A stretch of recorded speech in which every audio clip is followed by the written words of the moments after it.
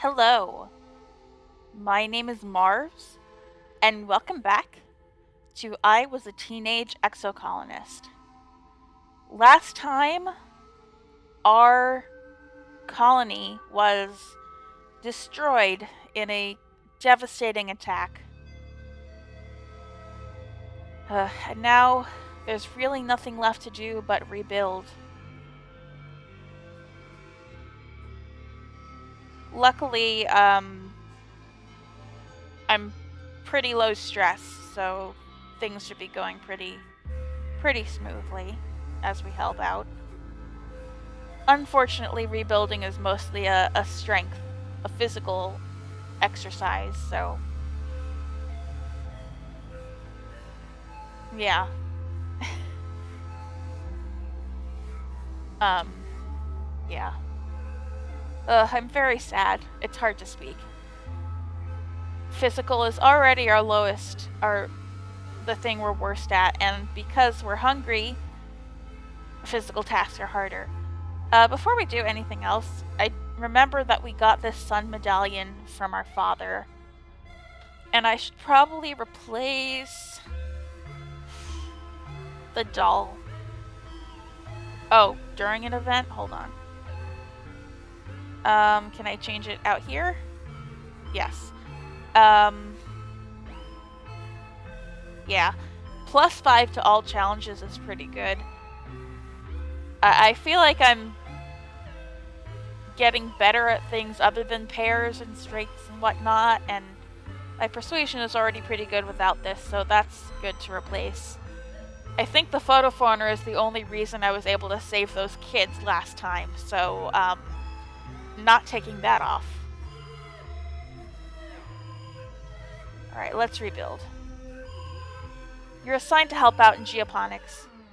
The agriculturalists have been hard at work trying to salvage what they can of the ruined fields and the destroyed greenhouses, but there's still a lot of work to be done. Your dad has taken over as chief cultivator. Succeeding your mom was already difficult for him, and now there's this. He's never been the kind of guy to hide from hard work, but he's been pretty distant lately. Cal's working in geoponics too, of course. He smiles when he sees you. Hey Solana, there's lots of stuff to do. What do you want to work on? Repair the greenhouses, work in the fields, or rebuild the animal pens. I feel like Cal would like it if we rebuilt the animal pens. I feel like working in the fields is what we're most suited for, though. You and Cal are set to work in the fields. Luckily, they were mostly empty during Glow, but quiet is supposed to be a season of planting. With the deep compacted trenches where the massive faceless stomped all over the colony defenders, the fields are in worse shape than when you landed. You are set the task of aerating the soil. You and Cal trade off, one of you guiding a bot with a dangerous-looking aeration extension, while the other uses a shovel and sometimes a pickaxe to loosen the soil and dig up pieces of debris. Then there's the spark snow. It will raise the soil acidity if it sits long enough to melt, and your earth crops hate that. While you're not aerating the soil, you're trying to keep it from piling up. There are tarps laid out over the fields, but shoveling the snow from the tarps is back-breaking work too. It's exhausting. Everyone is worried that this will be the final nail in the coffin for your food supply after the famine last year. You try not to think about it too hard, instead focusing on just doing what you can to help rebuild. It's still toughness. +2 bonus to pairs, that's pretty good. Oh, I don't have any of my collectibles? Or I didn't have any to begin with. I have cake. Great.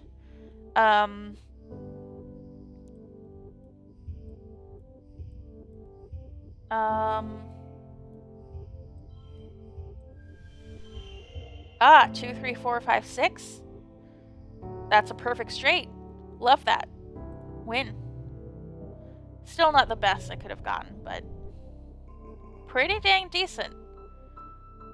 And our calm temperament is helping us keep our stress down. It's pretty good. You're eating in the mess tents when you hear something rumbling. Your bowl and cutlery start rattling. People look around in alarm. Could it be another attack so soon? You begin to hear shouting from outside. Someone runs into the tent. There's something falling from the sky, they shout. It's on fire. You join the crowd of people leaving your temporary structures to gather in the colony square. People are squinting up into the milky quiet sunlight, pointing and gesturing wildly. It's impossible to miss the thing hurtling towards you from space, like a great big ball of fire coming straight for you. Is this it? Is this the end?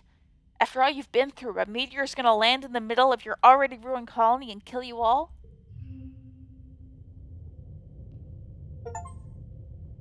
The Helios. The Helios lands at age 15. Mars grabs your shoulder. It's another ship, she exclaims. Look, look, it's another spaceship from Earth. Excitement ripples through the crowd. Could it be? You stare up, unbelieving, at the rapidly approaching ship. The flames of its entry into the atmosphere dissipate, but a thick column of greasy black smoke trails behind it. Soon you can hear the whistle of it ripping through the atmosphere at terminal velocity. That is not a controlled descent. It's an enormous ship, coming at you way too fast. The ship's reverse thrusters fire, trying to slow it down so it doesn't smash into a billion pieces when it hits the planet. Everyone scatters to take cover. You crouch behind some rocks, throw your arms over your head, and squeeze your eyes shut. You hear the massive spaceship touch down in geoponics, plowing through the fields and grinding over what was left of the greenhouses. You're thrown to the ground from the force of the impact as shrapnel and small rocks zing past your head. It grinds along like some roaring monster, cutting a great scar through the colony and kicking up an enormous cloud of dust. Finally, the ship comes to a creaking, shuddering halt. You and the other colonists carefully crawl out of your hiding places, coughing and rubbing your eyes. The new ship is half buried and obscured by dust, but you can tell it's from Earth. You squint to make out stenciled letters. Heliopause. A hatch opens in its side and silhouettes begin to emerge. Silhouettes with guns. Soldiers march out of the dust and quickly surround all of the remaining colonists. More soldiers form two parallel lines from the ship to the square, their guns in parade rest, and a lone figure strides in the center towards you. Greetings, fugitives of Earth, the man says, spreading his hands wide. A dismayed murmur ripples through the crowd. The adults exchange significant looks. Chief Engineer Instance tries to slip out of the crowd, but she's stopped by a line of soldiers. The man smiles. He has a broad, easygoing smile that doesn't match the threatening aura of the soldiers, nor the smoking ruin of the ship behind him. I am Commander Loom, he says proudly. As captain of the Heliopause, I have come to render aid and bring you to justice. Listen with the others. Seek steps forward out of the crowd. You're not the commander of the Heliopause, they say firmly. Governor Udicott was expecting Commander Morikawa. Everyone is surprised. Udicott had been in communication with the ship? For how long? I am captain of the Heliopause, Loom repeats stubbornly, then adds, according to the chain of command, we, sustained significant loss of personnel when we went through the wormhole. You can't help but notice many of the soldiers exchanged looks this time. You wonder how many people had to die before Loom became commander. As the commanding officer, Loom continues, I declare this colony to be under our protection. As such, you are all now subject to the laws of Earth. Seek bows. Now, they stammer, there's no need for dramatics. We're a diminished colony, as you see. Governor Udicott died in the most recent attack, and Fluorescent passed away a few months ago. Even Technician Halitosis is gone. You see, we're quite leaderless. Wait, your mom? What would these Earth cops have wanted from your mom? You notice Chief Engineer Instance is being held with her arms behind her back. She glowers at Loom with unbridled hatred. Loom turns to the assembled colonists. Well, why don't we fix that, he declares. Say hello to your new governor. You hear a few gasps of shock and outrage, and Loom raises his hand placatingly. Let's not pretend you don't need our help, he says, and we could simply arrest you instead. But there's no need to demoralize your little colony further. Judging from the number of guns on display, you don't think you have a choice in this. No one knows how to react. A new governor from Earth? Nearly 100 new colonists, most of them trained soldiers? What does this mean for the colony? The crowd disperses slowly, and the council members follow Loon back into the Heliopause, presumably to talk about the future of the colony. You hope. You track down your friends. So what do you think about these new people? Mars asks. I'm glad they're here to save us. I'm excited to make new friends. They're just going to boss us around. I don't want to share this planet. Is, how naive is Solana? She's rebellion zero. She trusts all adults completely implicitly, and, but those are the adults she's grown up around, you know? Will she trust new people? I don't think she's going to distrust them, which is what this option says to me.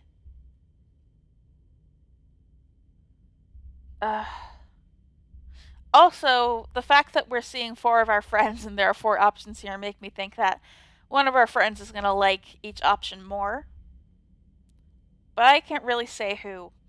I kind of want to shift my focus over to Cal, because I like Tangent, and since she really wants to help save the planet, I still want to interact with her and help her out.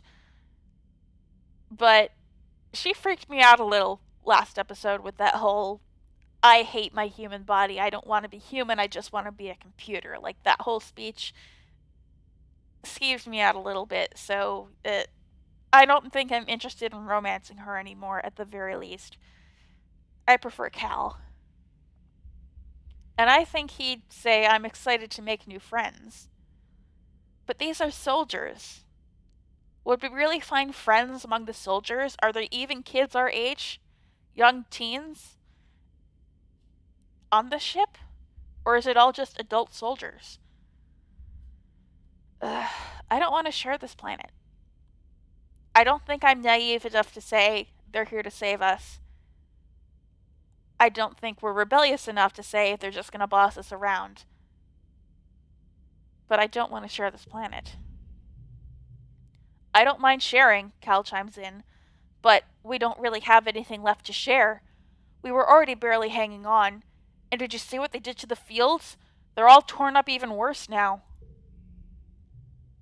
The entire colony, now twice as many of you, sets to work on salvaging the wreckage of the Heliopause, tearing it down and recombining it with the Stratospherics' remaining engine section.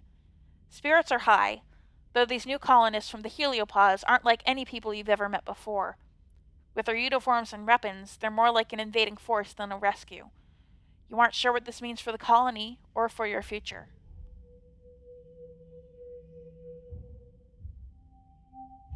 Alright, we're not mourning our mother anymore. That's good.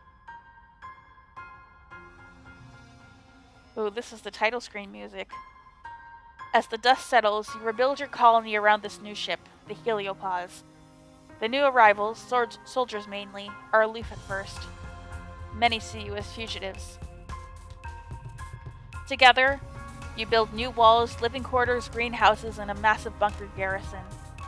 The Stratos engineering wing is the only reminder of your old colony.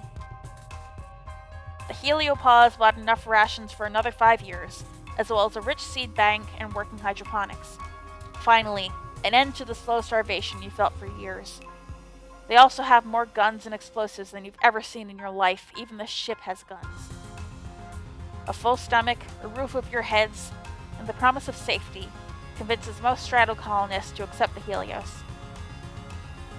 In turn, the Helios decide that you criminals pose little threat. A grudging peace is brokered between the two groups. You decide they aren't so different, really. There are even Helio children, born among the stars just like you. That's good. After a month of hard work, you and your dad move into your new quarters, and you have your own bedroom for the first time in your life. You place a picture of your mother on the shelves beside your bed. You step out onto your very own balcony to watch the new colony, its grounds bustling with so many strangers and strange new ideas. No stress, more defense, And we're not starving anymore. You feel something rising in your chest that you haven't felt in some time. Hope. Excitement. What will the new day bring? You better get out there and find it. I'm gonna rush outside to greet the day, I guess. Hey! Let's take a look. There's our living quarters. I guess we're gonna have all the same places as before. Mushwood log. It's so much bigger. There's engineering, the Stratos engineering wing. Oh my god, this place is huge. Hey, another mushwood log.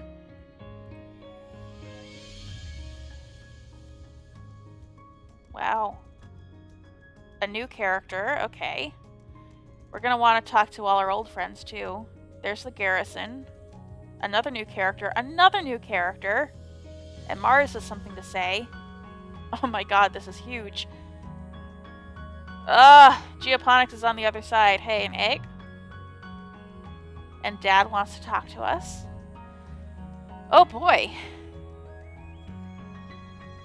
Oh boy, oh boy. Hey, Dad. Even though it hurts, you find yourself wandering over to Geoponics. It feels not good to be here, in the place your mom loved and ultimately gave her life to, but not good either. It feels like you have a bruise, and you can't stop yourself from pushing on it because the pain reminds you the injury is real. Like your mom dying is this huge invisible wound, and poking at it forces you to feel something instead of just being numb. Your dad is taking time off of work. Your parents worked double and triple shifts during the last growing season, and now that it's over, it just feels so cruel. When people work hard, they should be able to look back on what they did and feel proud. Instead, there's just this huge gap where your mom should be. You find your dad sitting in your mom's personal garden. It's miraculously starting to grow again, despite being trampled flat during the last attack, and neglected during the famine before that. Still, various vertumnum flowers are starting to sprout, as well as hardier earth ones like dandelions. Your dad looks up and musters a smile. He pats the bench beside him. Is he gonna want to talk or just sit? I'll sit quietly. Your dad is good at sitting in silence. He holds your hand and you sit together, watching the bugs flit around in the garden. Eventually, he starts to hum quietly. You recognize the song, an old favorite of theirs, one they used to play after dinner when they would sit and talk for hours about the future they envisioned on Vertumna. You remember sitting at their feet and playing with your blocks, letting their weird adult words wash over you. They had so many plans. You think about your mom and how much she sacrificed for the future she'll never see. Your dad puts an arm around your shoulders and you sit like that for a long, long while. Oh, he still has stuff to say. Like every pollen season, your dad gets the shimmer. The pollen is bad this year. Thick, heavy clouds of pink. Even your eyes are a little itchy, and your dad's not the only colonist spending the week in bed. You can hear other people sneezing as you walk through the quarters, bringing him hot trivet soup. Thanks, kiddo, your dad rasps. At least he's sitting up in bed now. Your mom never got sick, not ever, your dad reminisces. I'm not sure she missed a day of work from the day we landed until the day she... He stops and sighs. I miss your mom.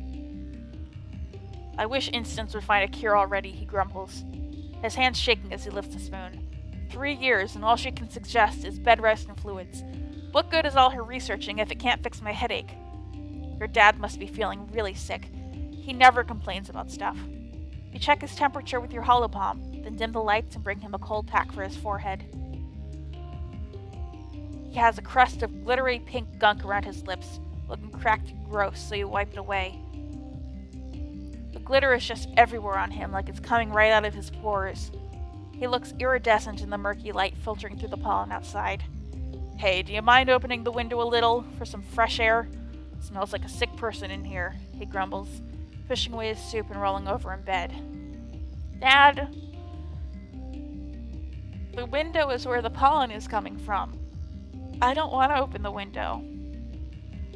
The pollen might be everywhere already, but there's no sense in making it worse. You pretend to crack the window for him, and by the time you look over, he's asleep again. The worst of the pollen fog subsides in a few days, and your dad starts to look a little better. He gets back to work, which is good, because there's a lot to do in order to rebuild the colony and get the Heliopause's hydroponics up and running. You're still sweeping glittering dust out of your quarters weeks later. That stuff gets everywhere. That felt less ominous this time. I mean, I'm still gonna get nervous every time he gets the shimmer. Let's talk to everyone, even if they don't have a speech bubble over their heads. They're gonna have something to say. Oh, hey, what's this place? Expeditions. Okay. It has its own, flag now. And there's a mushwood log. Can we... Yeah. Hey, Dis. It takes a long time to find Dis today. When you do, he's hiding in the bed of one of the transports used by expeditions. Don't make me go home, he says, pulling the dust tarp down over himself. It's so crowded, I can't hear myself think. Dare you to go into a restricted area. So our dare you to eat this bug thing isn't even available anymore. Alright. Let's find the people without speech bubbles first. I don't know if I'm going to do anything for Vertumnalia this year, Anemone says, crossing her muscular arms. I know Calm wouldn't want me to stop just because of him, but it doesn't feel right.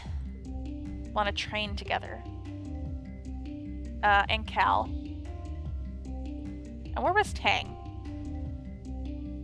Cal is catching a nap, sprawled across a pallet of bags of fertilizer. Someone's covered him up with a scratchy burlap blanket. You're about to leave him alone, but he blinks awake and yawns at you. Hey, Solana, he says, rubbing his eyes. Sorry, just catching some shut-eye. It's all hands on deck getting geoponics up and running again. Do you need me for something? Oh, we have Biology 80. Nice. What are you working on? Cal is looking a little sickly. Well, I found this really pretty flower growing in the garden. I've never seen it before. You take a look at it and soon begin to feel sick yourself. Wait, is this plant radioactive? What? It's radioactive? Cal says, backing up quickly. Good thing you knew that. What do we do? You're not sure, but if you study it in the geoponics lab, you might be able to figure out how to neutralize the radiation. Alright, Cal, how's our friendship with you? 35, as opposed to 58 with Tang and 40 with Mars. Okay. We're gonna try and build it up with you, Cal. Alright. Oh, it's so big here. There's Tang. It's good to see the rest of the colony. Oh. Finally appreciate the work we do here, Tang says. Certainly, agriculture and infrastructure were necessary for our initial survival, but the attack last glow has made it clear that subsistence alone will not save us from the aliens. She clenches her fist. We need to be smarter than them. Oh, we have 60. Smart for my age. Want to study together? You offer to help Tangent with her schoolwork. Oh, we got 2 cards with gems on it. That'll be good. But she just shrugs you off. I'm not working on school anymore, she says. Chief Engineer Instant says I'm smart for my age and my talents are wasted in school. She opens her holopalm and shows you some of her lab notes. Ugh, it's so much work, though, she complains. Honestly, it would be better to be like everyone else. Unintelligent people seem happier. Just then, Anemone jogs by with a squad of soldiers, all marching in time. She gives you a little wave, then cringes as the leader barks at her to keep her eyes forward. Chang shudders. On second thought, forget I said that. I'll keep being smart, thank you. Okay. Alright. New people to talk to. Let's see. Oh my god. It's gonna... Finding everyone in this place is gonna be a chore. Hey! You look cool. I love your color scheme. You've seen Nomi Nomi around since the Heliopause landed. They're around your age and barely 1.5 meters tall, only coming up to your shoulder. You've never seen anyone dress as strangely as they do. Hi! Their voice is high-pitched and quick. I'm Nomi Nomi. It's short for nomination, or Nami Nami. They do a little twirl and bow. You introduce yourself and... I love this design. Oh my god. What's your outfit? Oh, this whole thing? I designed it myself. A Nomi Nomi original, based on the outfit Lavandula Starlifter wears in the 3rd season of Turbogo Hypojet Transform, which she has to work undercover as the lead singer of an idol group. They stick their leg out. Only I changed the bottom part. And of course I have to wear my gaming gauntlets. I call them gaming gauntlets, but they're really Envirosuit gloves that I modded so I could play holo games through them. Do you like games? My faves are Laser Fable and Dig Dig Digger Dog. Laser Fable is so much more fun now that we can play outside with room to run around. What kind of holo games do Strato kids like to play? Nami Nami stops to catch their breath, winded after their extended outburst. I kind of love them. They're a gamer! I love gaming. In real life, I don't know if Solana does. I don't know. I feel like gaming is a mental skill, and we're good at all our mental skills. I want to play video games with this kid. You're on. Oh, shit. Nami Nami helps to install it on your holopalm and explains the rules. It's combat. Laser Fable is an augmented reality game where you bounce hologram lasers off real objects nearby. It's speed-based, so you're running around and bumping into each other, and there are extended house rules about when it's legal to block each other's lasers. Combat challenge, shit. 1 card slot gets +2. God. Okay. I have a lot of 6s. Alright, we're gonna get rid of this. I wish I had a 4. I wish I had a 4 so I could get... I'm gonna get rid of this. Alright. Would...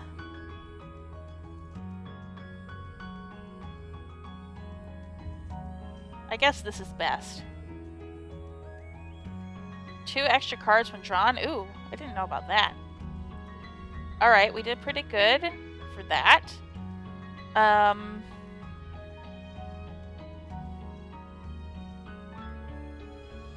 boy.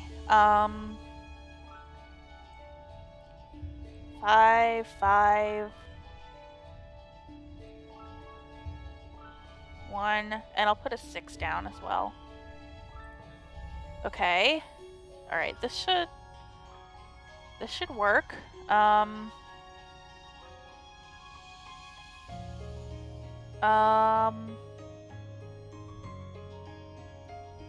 6, 7? 5, 6, 7? Alright, we win there. 4, 5, 6, 7. And the value is wild. So we'll get a full straight. Sick. Yes! Best score. Alright. Damn. I like you, Nomi Nomi, but oof. We're not strong in combat. We're not strong, so, I want to be friends with this kid, though. Right on, sister. Nami gives you a high five, then with a couple quick flicks on their gauntlet gives you a kudos for winning. They explain this is how they always play Laser Fable with the kids from Heliosphere. Except they mostly don't want to play anymore. They say they're too old for it. They just want to be soldiers now. Except Rex, he's still cool. Sweet! I love Nami Nami. Quirky non-binary kid from Heliopause. Sweet. Who else? Mars, we'll talk to you first. And then this other kid. You approach Mars, who's deep in negotiations of some kind with Tangent. When Tang sees you over Mars's shoulder, she points and says your name. Thank you, forces of chance and chaos, Tang mutters, slipping away as Mars's attention turns to you. She's your problem now, Solana. Mars pretends not to hear her. Solana, she exclaims, you're looking hideous today, darling. Luckily, I'm doing makeovers and fashion advice free of charge. What's the catch? Mars smiles. No catch, she says smoothly. You just have to try on my new line of clothing and give me your honest opinion. Did you design your own clothes, Mars? Because they're fantastic. I have no problem wearing your clothes. Come with me, Mars says, directing you to her room. I've been working on these designs for weeks. They're fresh off the printer, and I'm dying to see how they look on a regular person, like yourself. Mars's room is a riot of sparkling fabric. My first fashion line is all about dressing for the seasons of autumna, Mars says, and she ushers you out inside. Yellow and angular for dust, airy and pink for pollen, stuff like that. If we ever make it back to Earth, I want to be known as the visionary who brought autumna home. I like the idea. It's exotic. People like exotic things. That's a great idea, Mars shrugs. I know. Mars indicates the pile of outfits on her bed. Well, what are you waiting for? Chop chop! You try on outfit after outfit, letting Mars scrutinize your silhouette and bearing. She seems genuinely focused on how the clothing performs.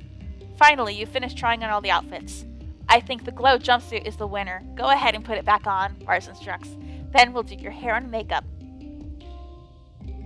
You sit on her bed as Mars pulls out her box of cosmetics.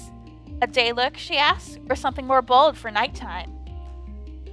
Subtle. Boring. Mars does your makeup efficiently, then pulls out a bottle of bright blue nail polish. One more thing, and the look is complete. Mars paints her nails, humming tunelessly while she works. And voila, she says when she's done. I like dressing up for you. I think I'm not going to flirt with her. I do enjoy Mars quite a bit, but she's mean. I don't want to date her. This was fun though. I would love to have a pushy friend who gives me makeovers in real life. Mars smiles and caps the bottle of nail polish. And informative, I hope. Blue is definitely your color. Sweet. Hey, new kid. The colony is full of new people. Everywhere you look, you see a stranger. It's disorienting after growing up in a closed spaceship. You never expected to meet any other humans that weren't made here on Vertumna. You bump straight into one of these new people while you're jogging through the colony. Oof! He laughs and holds you steady, brushing the imaginary dust off you and giving a wide, fanged smile. Hey, it's one of the kids from the Heliopause. You think his name is Rex. Hey, what's up? You play it cool, give him a little nod. You notice he's wiggling his dog ears. They can really move independently. Pleased to meet you, he says. I'm Rex. His augment his dog ears, I bet. Where is he? He's not on here yet. Okay. Rex puts his hand against his cheek, looking cute and lost. Hey, since I'm new here, do you think you could help me find the construction yard? I thought I might apply for a job here. I'm not flirting with a dog boy. Sorry. Freaks me out. It's in command, that-a-way. You tell him everything is a bit changed since the Heliopause landed, but you think the construction yard is still in your command. He thanks you for the directions. Alright, there was one more person. I think they were over in this direction. Hey! You look scary. The new boy from the Heliosphere is a couple years older than you. He's very handsome, and the missing arm gives him a heroic, battle-scarred vibe. He stands tall and ready for action, even though it's a normal, boring day. The other recruits billing about the garrison gave him a wide, respectful berth. He sees you staring and gives you a curt nod. My name is Vase. Lieutenant Olivatius, he says, considering you with a glint of challenge in his eye. And you are? How do you introduce yourself? I'm into science. His expression doesn't change. Is that right, he says, with the air of a boy who's hard to impress. Nice to meet you, Solana. I hear it's been a rough couple years for the colony. Lucky thing our Heliopause came along just in time, he continues. Don't worry, we have some of the best soldiers. The very best. We'll keep the colony safe. Are you one of those best soldiers? We train as a team, yes. We train as a team, but, Vase says, then clears his throat. Yes, I've won more than my share of zero-G judo matches and virtual riflery tournaments. Even competing against adults, he adds. Being planet-side is totally different. Not into him either. Nami Nami didn't have a flirt option, even though we're getting that with all of the other new kids. Maybe they're a little young. They're 13, as opposed to our 15, but I don't know. I still really like them. I want to be friends with them. Being planet-side is totally different. You tell Vase that firing a virtual gun is nothing compared to running for your life through the jungle while a wild Unisaur hunts you down. A Unisaur, Vase says, leaning forward a little. His eyebrows raise. Did you actually say something to interest him? That sounds like a fun sport. I'd like to try it sometime. Vase looks familiar to me. And I'm gonna show you where. Is this Vase being a bully? We've had him on a card this whole time, and we know that he's an asshole. So, nope, not interested in him. Yeah, we're starting to see who all these people are now. Mars is multitasking and investigation. Interesting. Oh, that's Nomi Nomi. Embarrassing lesson. I thought that was like us, but wearing different clothes for some reason. That's Nomi Nomi. Okay. Alright, okay, I think that's everyone we can introduce ourselves to. Now it's just an issue of seeing what we're going to do this month.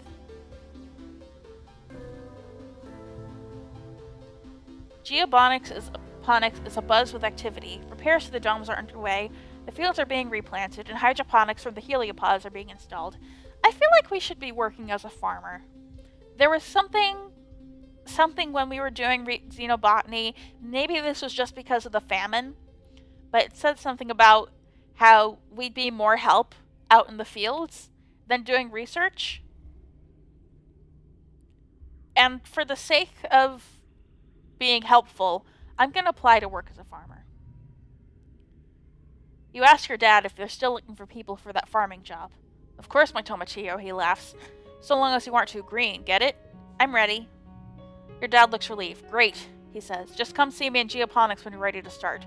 Glad to have you. It'll be more fun than wheeling dirt around, I promise.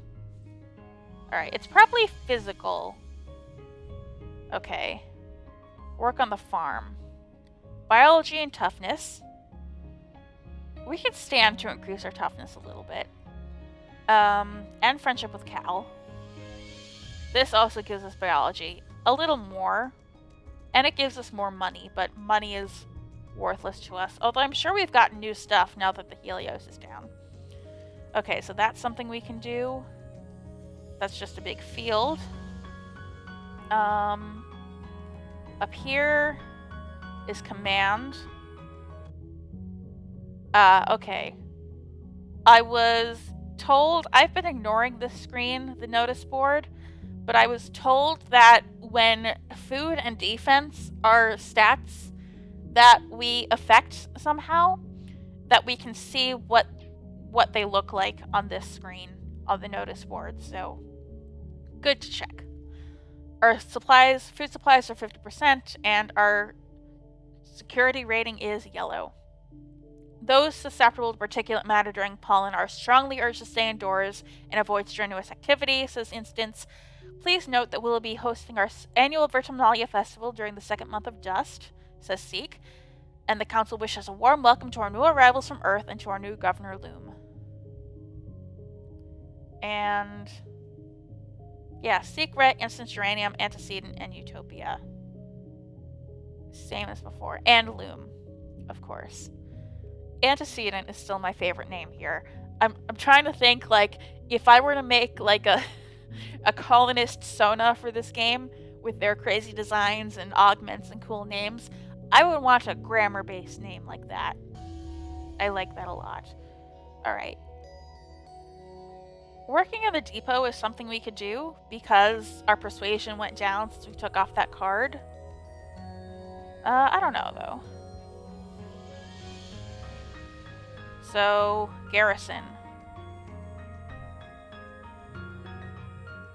The Helios have replaced the old garrison dojo with a huge underground bunker. It's much larger and better supplied, and abuzz with activity. Soldiers drilling, weapons being cleaned and inventoried, and animals herded into cages for study. You can't believe how many soldiers are down here. It must be the safest place on the planet. We get friendship with Anemone and Vase through this. sports ball is still just anemone. Okay. Was there somewhere else? I forget. Oh, living quarters and engineering. The new common area is a hastily constructed platform clinging to the side of the Heliopause. Crews are hard at work incorporating the rigid hull into a natural landscape, creating a charming open-air place for gathering, eating, and relaxing. Just outside, you can hear construction happening on new living quarters from everyone on both ships. Yeah, we get friendship with Nomi Nomi from practicing the photoforeigner. We might want to do that. I'm glad we have that. Photoforeigner now. And there's tutoring, of course. And we get friendship with Nomi Nomi through tutoring. Okay. And we still get friendship with Tangent through studying. I kind of want to be friends with Nomi Nomi. And, I know we just applied to be a farmer just for having the option available, but I think Solana still wants to be a teacher. That's her main thing that she wants to do. I just remembered I didn't check the depot to see if there's anything new. No, it's still the frickin' animal book. Okay. And the cakes. Okay.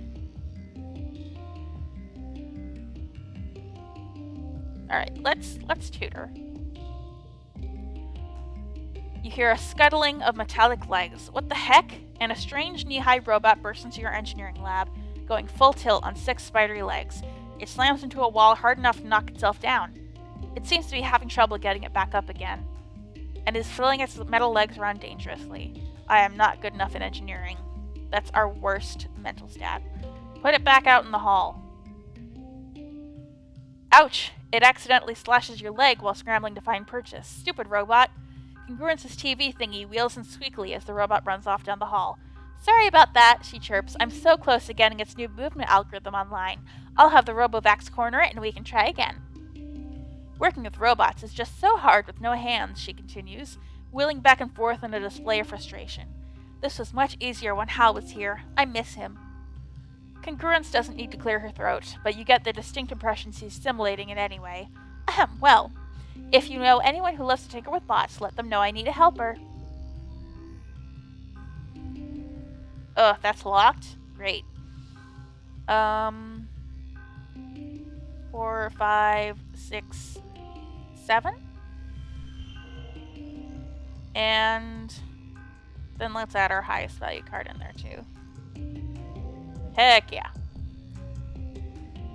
5 reasoning, 1 empathy, and kudos. Autoplay fairy perk. Autoplay fairy sometimes plays the best hand for you. That sounds pretty darn good. It almost seems unfair. Autoplay fairy. Oh my god. Okay. Oh, we got another new perk. Empathy level 1. Oh, pay to remove cards in the quarters spa. Huh?